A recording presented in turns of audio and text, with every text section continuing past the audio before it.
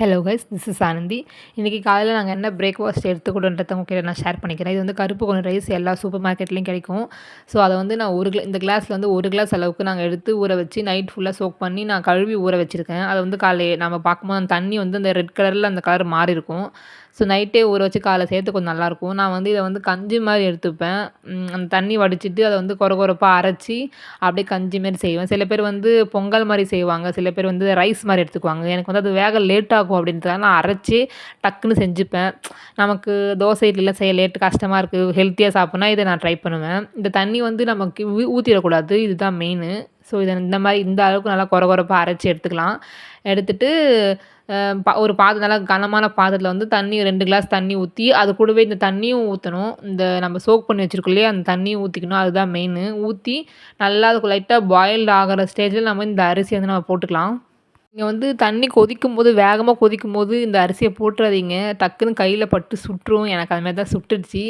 ஃப்ளேமை வந்து ஸ்லோவாக வச்சுட்டு ஒரு கரண்டி யூஸ் பண்ணி நீங்கள் போடுங்க. ஏன்னா கை டக்குன்னு சுட்டுரும். எனக்கு சுட்டுடுச்சு.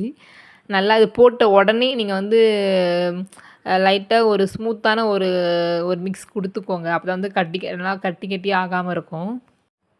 நான் இது எடுத்துக்கிற பர்பஸ் என்னென்னா, வெயிட் லாஸ்க்காக நான் எடுத்துக்கிறேன். அது இல்லாமல் கொஞ்சம் அப்படியே நம்ம இது லைட்டாக சாப்பிட்டாலும் கொஞ்சம் ஃபுல்லாகிடும். அதனால நான் அதை எடுத்துக்குவேன்.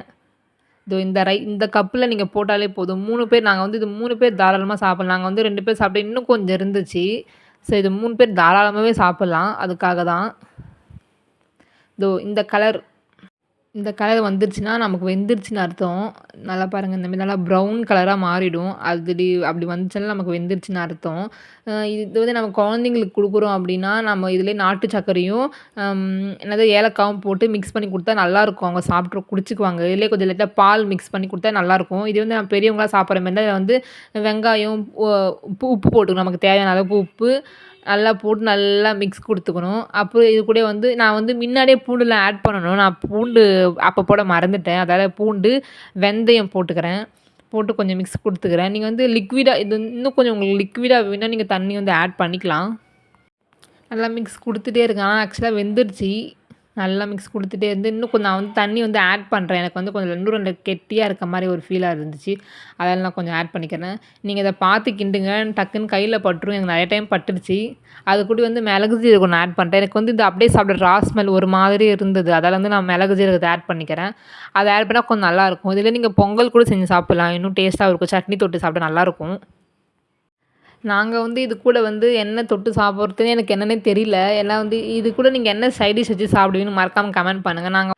நாங்கள் வந்து இது கூட வெங்காயத்தை கட் பண்ணி அதுக்குள்ளே போட்டு தயிர் இருந்தால் தயிரும் போட்டு மிக்ஸ் பண்ண நல்லா தான் இருக்கும். நாங்கள் வந்து தயிர் அப்போ இல்லைன்றதுக்காக அப்படியே நாங்கள் வெறுமனே வச்சு சாப்பிட்டோம். நான் வந்து துவையல் வச்சு சாப்பிட்டேன். என் ஹஸ்பண்ட் வந்து இந்த வெங்காயம், முட்டைலாம் போட்டு இந்த கொத்து மாதிரி பண்ணுவாங்கள்ல, அதுமாரி பண்ணி சாப்பிட்டாங்க. நீங்கள் பிரேக்ஃபாஸ்ட் என்ன சாப்பிடுவீங்க? என்ன ஹெல்த்தியாக எடுத்துப்பீங்கன்னு மறக்காமல் கமெண்ட் பண்ணுங்கள். இது கூட என்னென்ன சைட் டிஷ் வச்சு சாப்பிடுவீங்கன்றது மறக்காமல் கமெண்ட் பண்ணுங்கள். இது குழந்தைங்களுக்கு கொடுங்க, ரொம்ப நல்லது. ஸோ நெக்ஸ்ட் வீடியோ சந்திக்கலாம். அது வரைக்கும் டாட்டா, பாய், see you.